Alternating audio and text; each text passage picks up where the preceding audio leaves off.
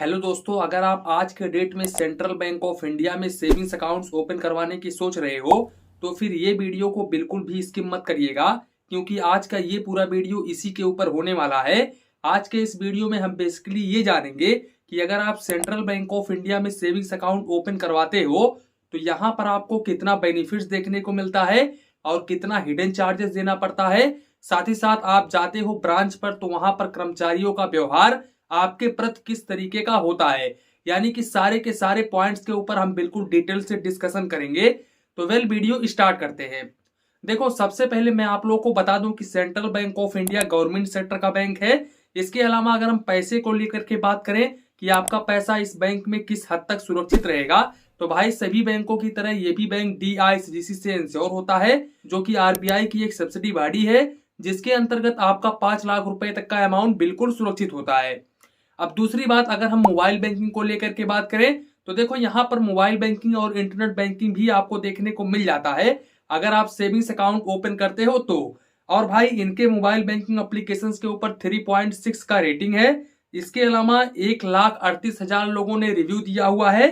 साथ ही साथ 29 MB का ये एप्लीकेशन है और 10 मिलियन प्लस लोगों ने डाउनलोड करके रखा हुआ है। तो यहाँ पर इनका मोबाइल बैंकिंग एप्लीकेशन कोई खास नहीं है, यहाँ पर रेटिंग वगैरह काफी कम है।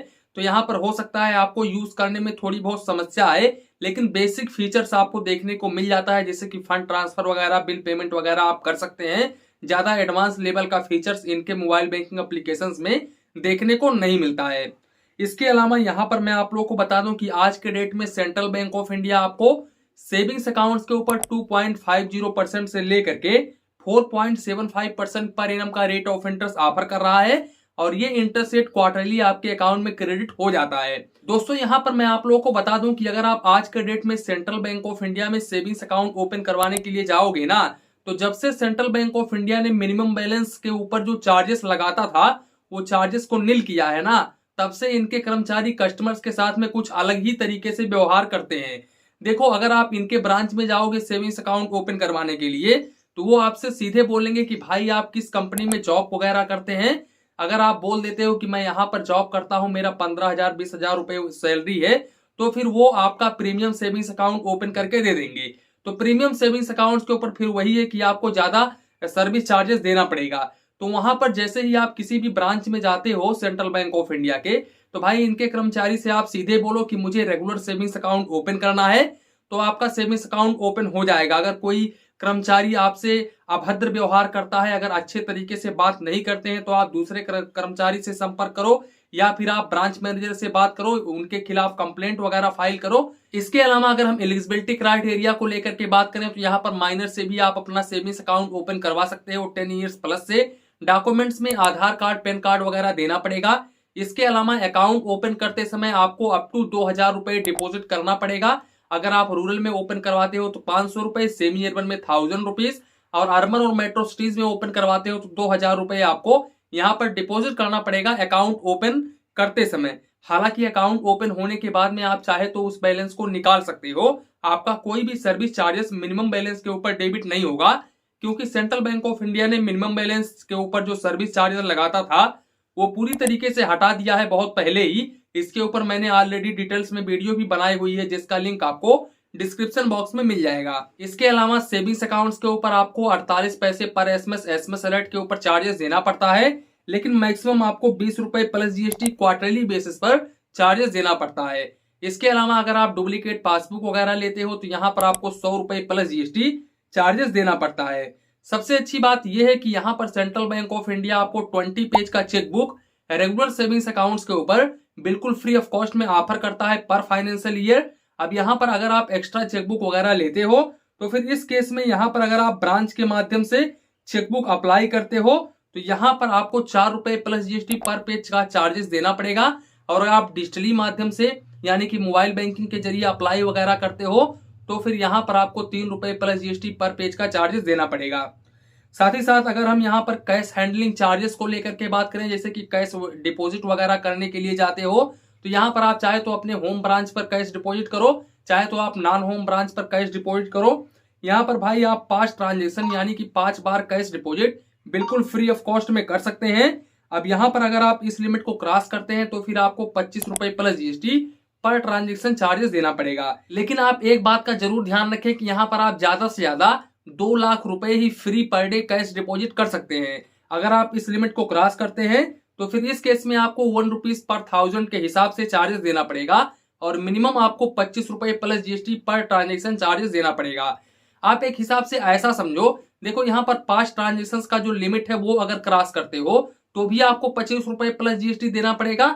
और आपका अगर 5 ट्रांजेक्शन नहीं भी हुआ है, कोई बात नहीं है, अगर आपका पहला ट्रांजेक्शन है और आप एक दिन में 2 लाख रुपए से अधिक बैलेंस डिपॉजिट करते हो तो फिर इस केस में भी आप 2 लाख रुपए से अधिक जितना भी होगा उसके ऊपर 1 रुपीज पर 1000 के हिसाब से चार्जेस देना पड़ेगा।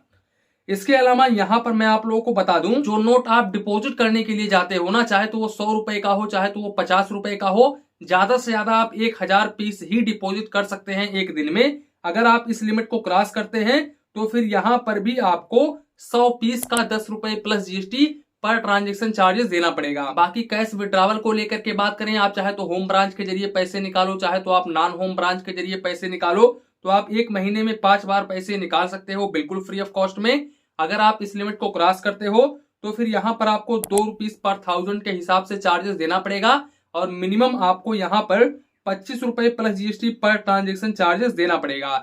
इसके अलावा यहाँ पर आरटीजीएस एनईएफटी अगर आप ऑनलाइन डिजिटल माध्यम से करते हो, जैसे कि मोबाइल बैंकिंग इंटरनेट बैंकिंग के जरिए एनईएफटी आरटीजीएस वगैरह करते हो, तो ये बिल्कुल फ्री ऑफ कॉस्ट है, यहाँ पर आपको कोई भी चार्जेस नहीं देना पड़ेगा। हालांकि अगर आप आईएमपीएस वगैरह करते हो तो यहाँ पर आपको मैक्सिमम 20 रुपए plus GST per transaction charges देना पड़ेगा।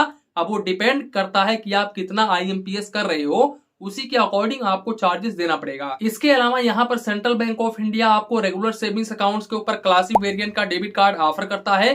अब वो रुपए में भी आ सकता है, मास्टर में भी आ सकता है और वीजा में भी आ सकता है। इस डेबिट कार्ड के ऊपर एनरोलमेंट चार्जेस 200 रुपए प्लस जीएसटी, रिप्लेसमेंट वगैरह करवाते हो तो भी आपको 200 रुपए प्लस जीएसटी देना पड़ेगा। इसके अलावा इशुएंस फीस भी 200 रुपए प्लस जीएसटी देना पड़ेगा, तो आप इस बात का जरूर ध्यान रखें।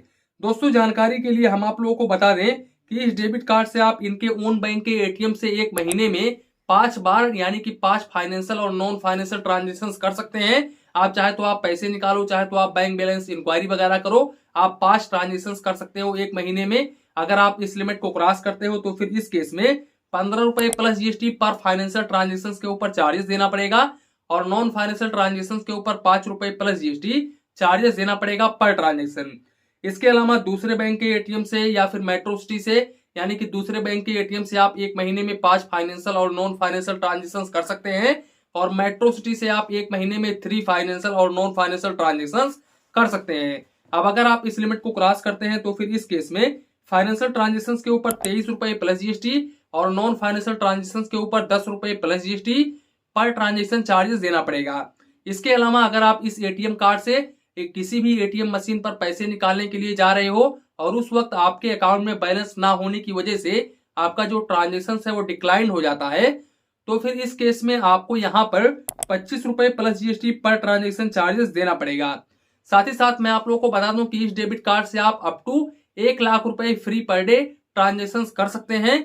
इसके अलावा भाई अगर आप ऑनलाइन ट्रांजेक्शन वगैरह करते हैं इनके डेबिट कार्ड से तो आप यहाँ पर रिवार्ड पॉइंट भी अर्न कर सकते हैं और आप इनके रिवार्ड एप्लीकेशन के जरिए इस रिवार्ड पॉइंट को रिडीम करके मोबाइल रिचार्ज वगैरह कर सकते हैं, तो ये काफी अच्छी बात है। दूसरी बात, अगर आप लॉकर रेंट वगैरह करते हैं यानी कि लॉकर वगैरह लेते हैं तो यहाँ पर आपको रेंट देना पड़ता है। अब रेंट कितना देना पड़ेगा, तो अगर आप स्मॉल साइज का लॉकर लेते हैं तो यहाँ पर आपको रूरल में 1100 रुपए, अर्बन और सेमी अर्बन में 1600 रुपए, मेट्रो सिटीज में आपको 2000 रुपए यहाँ पर लॉकर का रेंट देना पड़ेगा। साथ ही साथ अगर आप डिमांड ड्राफ्ट वगैरह इशू करवाते हैं तो यहाँ पर आपको 10,000 रुपए डिमांड ड्राफ्ट के ऊपर 50 रुपए प्लस जीएसटी चार्जेस देना पड़ता है और अगर आप 10,000 रुपए से ऊपर का डिमांड ड्राफ्ट वगैरह बनवाते हैं तो यहाँ पर आपको 4 रुपए पर 1000 के हिसाब से चार्जेस देना पड़ता है और मिनिमम 50 रुपए प्लस जीएसटी और मैक्सिमम आपको 15,000 रुपए तक का चार्जेस देना पड़ता है।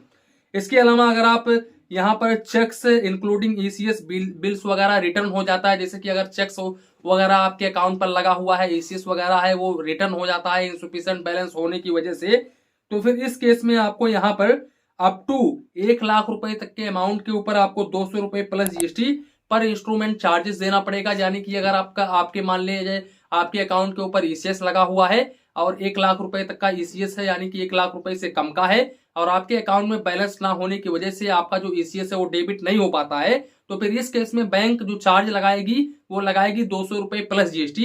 तो यही है, बाकी कुछ भी नहीं है। साथ ही साथ अगर आप अपने सेविंग्स अकाउंट्स को बंद वगैरह करवाते हो तो यहाँ पर देखो, अगर आप अकाउंट को 14 दिन के अंदर बंद करवाते हो, यानी कि अकाउंट ओपन होने के 14 दिन के अंदर बंद करवाते हो, जैसे कि आज अकाउंट ओपन हो गया, तब इसके बाद में 14 दिन के अंदर अगर बंद करवाते हो, या फिर अकाउंट ओपन होने के 1 साल के बाद में बंद करवाते हो, तो फिर आपको कोई भी चार्जेस नहीं देना पड़ेगा।